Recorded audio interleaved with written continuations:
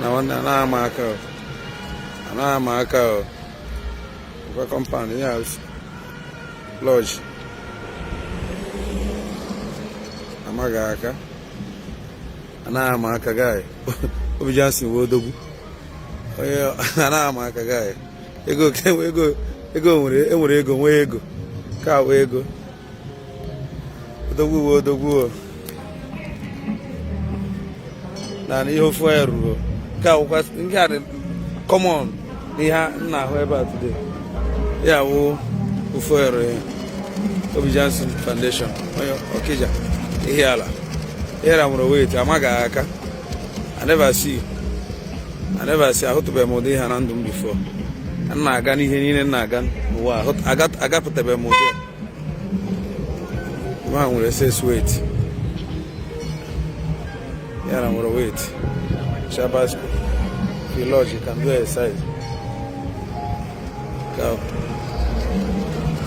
Shabasco. Mark. Yay, ba. Ega maka. Mark.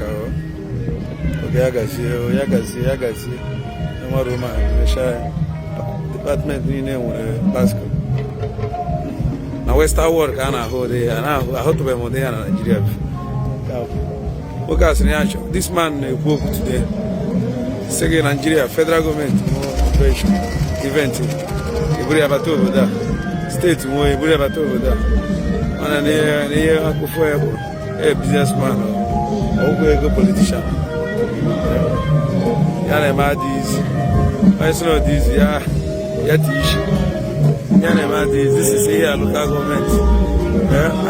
Pandamas is ego. I carry his ego. Which way I never.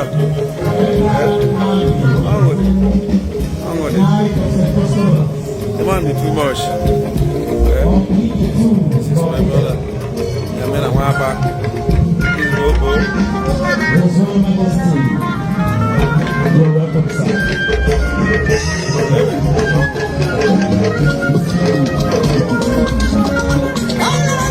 Your Majesty,